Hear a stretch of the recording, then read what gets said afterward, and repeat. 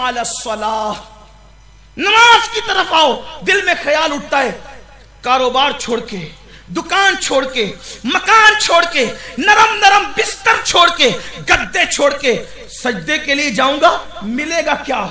فوراً مؤذن کہتا ہے اپنی طرف سے نہیں، زبان ما اوحا کے سکھائے ہوئے الفاظ سے، حی علی الفلاح. اگر تم نماز کی طرف آئے تو کہتا ہے کامیابی کی طرف آؤ. یعنی جس قوم کے اندر نماز ہوگی، جس قوم کے اندر نماز ہوگی، جس قوم میں نماز کا شوق ہوگا، جس قوم میں نماز کی عادت ہوگی، جس قوم میں نماز کا انداز ہوگا، جس قوم میں نماز اور سجدے کی تڑپ ہوگی، اس قوم کے لیے کامیابی مقدر بنا دی جائے گی کہ وہ کامیاب ہی رہیں گے، کامیاب ہی رہو. اور نمازی کی ناکامی کی بات کرنے والا کوئی کمزور ایمان والا تو ہو سکتا ہے، مومن کامل یہ بات نہیں کرتا، کیونکہ اللہ کے رسول نے فرمایا اذان کے الفاظ. کبھی اذان پہ آپ نے غور کیا؟ اذان کے اصل الفاظ جو نماز کے متعلق ہے یہ دو ہی ہیں، حی علی الصلاۃ اور حی علی الفلاح. اس سے پہلے اور اس کے بعد آخر یہ فلسفہ اذان کیا ہے؟ دعوت دینی کس چیز کی ہے؟ نماز کی. سیدھا کہہ دیا جاتا ہے حی علی الصلاۃ، آ جاؤ نماز کے لیے، لیکن ڈائریکٹ نہیں کہا گیا.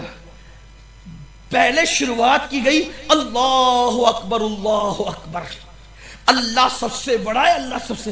یہ جو دعوت دینے کے لیے تو مؤذن کھڑا ہے، اس سے فطرت پوچھ رہی ہے کہ تو یہ جو دعوت دینے کھڑا ہے کس کی طرف سے؟ اس لیے کہ تیری بات تو میں نے ماننا نہیں ہے، تو تو میری طرح انسان ہے. جب لوگ نبی کو اپنی طرح بشر کہہ دیتے ہیں تو اس دو ٹانگ کے مؤذن پر یقین کون کرے گا؟ لوگ اس قدر ناہنجار ہوئے کہ صاحب وحی کو بھی اپنی طرح کہہ گئے. لوگ اس طرح سیاہ دل ہوئے کہ اس صاحب معراج اور صاحب براق کو بھی اپنی طرح کہہ گئے. میں پوچھتا ہوں اگر مصطفیٰ جان رحمت کو حلیمہ کی بکریوں کے پیچھے دیکھ کر اپنی طرح کہتے ہو تو معراج میں جبریل کی آگے آگے بھی تو دیکھو. تھکے تیرو غلامی کے بازوں، کہاں وہ دامن کہاں وہ پہلو، رکاب چھوٹی امید ٹوٹی، نگاہ حسرت کے ولولے تھے. نعرہ تکبیر، نعرہ اس کے سفر کا ساتھ جبریل بھی نہ نبھا سکے، اسے آمینہ کا لال کہتے ہیں. مؤذن دو ٹانگ کا بیچارہ جس کو لوگوں نے خود متعین کیا ہو 1500 پہ، اس کی بات پر کون اعتماد کرے گا؟ نماز کی طرف بلانے والے کس کی طرف سے تو کھڑا ہے؟ تو پہلے ہی آغاز کیا اس نے اللہ اکبر اللہ اکبر. مجھے اس کی طرف سے کھڑا کیا گیا ہے جس سے بڑا کوئی ہے ہی نہیں، جس سے بڑا کوئی ہے ہی نہیں. اچھا یہ اللہ کون ہے؟ پھر سوال ہوتا ہے اللہ سب سے بڑا ہے تو یہ ہے کون؟ وہ کہتے ہیں اشہد ان لا الہ الا اللہ. یہ اللہ وہ ہے جس کے سوا کوئی معبود ہے ہی نہیں، عبادت کے لائق صرف اللہ ہے. یہ کس نے بتایا؟ کیونکہ وہ دکھتا تو ہے نہیں، سمجھ میں نہیں آتا، نظر میں نہیں آتا، زبان میں نہیں آتا، بیان میں نہیں آتا. جو بیان میں مکمل آ جائے وہ اللہ نہیں ہے نا، جو سمجھ میں آ جائے وہ اللہ نہیں ہے، جسے سمجھایا جا سکے وہ اللہ نہیں ہے. وہ سمجھ سے ورا ہے، وہ سوچ سے ورا ہے، وہ فکر سے ورا ہے. تو دل میں تو آتا ہے، سمجھ میں نہیں آتا. میں جان گیا بس تیری پہچان یہی ہے. لیکن یہ بات بتائی کس نے کہ اللہ ہے اور وہی عبادت کے لائق ہے. تو کہتا ہے اشہد ان محمد رسول اللہ، محمد اللہ کے رسول ہے اور انہوں نے بتائی ہے یہ بات. اچھا اتنی بڑی بارگاہ سے کھڑا ہے، بول کہنا کیا چاہتا ہے؟ تو کہا حی علی الصلاۃ، نماز کے لیے آؤ. کیا ملے گا اس سے؟ حی علی الفلاح، کامیابی مل جائے گی، کامیابی مل جائے گی. اور فلاح اس کامیابی کو کہتے ہیں جس کے جو زمین کے اوپر کی بھی کامیابی ہو، زمین کے اندر کی بھی کامیابی ہو، اور اس کائنات کی بھی کامیابی ہو، اور اس کے فنا کے بعد کی بھی کامیابی ہو. پتا چلا جو مکمل کامیابی ہے اس کو فلاح کہتے ہیں. پتا چلا اسلام کہہ رہا ہے اگر لحد سے لے کر مہد سے لے کر لحد تک اور لحد سے لے کر آخرت تک کی کامیابی چاہتے ہو تو سجدوں کو لازم پکڑو، نماز پڑھو، اللہ تمہیں کامیابی عطا فرمائے. ہم نماز کو چھوڑ کر سب کر رہے ہیں. ٹائم نہیں ہے، ٹائم جھوٹ ہے، یہ جھوٹ سراسر جھوٹ ہے. ٹائم نہیں ہے. اگر ٹائم نہیں ہے تو آپ پارکوں کے لیے ٹائم کیسے نکالتے؟ ٹائم نہیں ہے تو آپ واٹس ایپ کے لیے ٹائم کیسے نکالتے؟ ٹائم نہیں تو آپ فیس بک کے لیے ٹائم کیسے نکالتے؟ سب کے لیے ٹائم. جس رب نے پوری زندگی دی اس کے لیے ٹائم نہیں. جس دن سجدے کی لذت پالو گے اس دن سب چھوڑ کے سجدہ ہی کرو. اس دن سب چھوڑ کے سجدہ کر.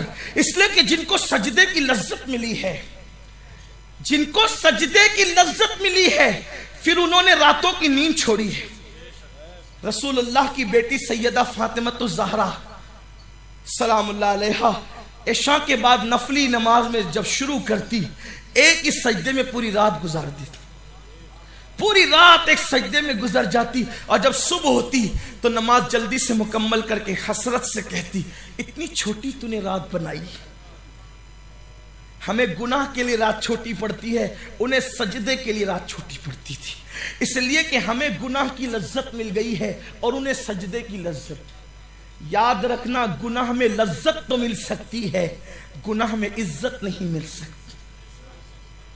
گناہ میں چند لمحے کی لذت ضرور ہے لیکن گناہ میں عزت نہیں ہے. یہ جو دنیا میں ذلیل ہوتے پھر رہے ہو نا، گناہوں کی لذت کی بنیاد. چھوڑ دو گناہ کو اور سجدے کی لذت حاصل کرو. خدا کی قسم سجدے کی لذت وہ ہے کہ جو بستروں سے اٹھا کر مصلی پہ کھڑا کرتی. کوئی سجدہ کرے بھی تو سے، اور اس سے بہتر چیز اصل میں بات یہ ہے، کوئی بندہ ساری زندگی اگر سبزی اور بھاجی ہی کھاتا رہے، سوچے کہ یہی سب سے بڑی نعمت ہے. لوگ کہیں بھئی اس کے سوا بھی کچھ کھاتا ہے، ہمیں نہیں چلتا اس کے سوا. ایک دن اس کے منہ میں وہ لقمہ اگر چلا جائے تو سوچے گا پاگل تھا کہ ساری زندگی میں نے سبزی کھا کر کے گزار دی، اس کی لذت تو مجھے ملی ہی نہیں تھی.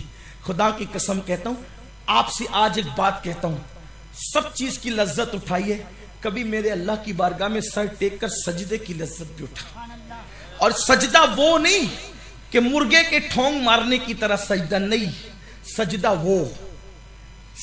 وہ اس شان سے کہ جس رب اعلیٰ کا نغمہ، لاہوتی نغمہ آپ زبان سے گنگنا رہے ہیں، دل بھی اس کی بارگاہ میں جھکے اور دل یہ سوچے کہ وہ دیکھ رہا ہے اور وہ میری شہرک سے زیادہ قریب ہے.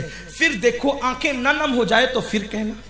اور سجدے میں جتنی لذت ملتی ہے اور جتنا سکون ملتا ہے اتنا سکون کسی چیز سے نہیں. حیرت ہے، لوگ سوچتے ہیں سجدے میں سکون کیسے ہے. سائنس کہتی ہے جب انسان زمین پر سر رکھتا ہے تو زمین جو ہے وہ اس کے دماغ کو، چونکہ زمین کے اندر کشش ثقل ہے تو اس کے دماغ کو اپنی طرف ہر چیز کو اپنی طرف کھینچتی ہے. تو وہ شعائیں جو انسان کو ڈپریشن، وہ شعائیں جو انسان کو بے چین کرتی ہے، وہ زمین میں جذب ہوتی ہے. نتیجے میں انسان کو اللہ سکون کی دولت عطا فرمائے. یہ تو انہوں نے کہہ دیا، ورنہ ہمارے محبوب کا تو فرمان یہ ہے کہ سجدہ کرو اللہ تمہیں سکون کی دولت عطا کرے. ہمیں سائنس کی تحقیق سے کیا لینا، ہم تو اہل ظاہر کے لیے یہ باتیں کرتے ہیں، ورنہ محبوب نے جو کہہ دیا اس سے بڑھ کر باتیں اس میں موجود ہے. ابھی تک سائنس کی نگاہ جہاں تک نہیں پہنچی اس سے زیادہ تو محبوب کہہ چکے.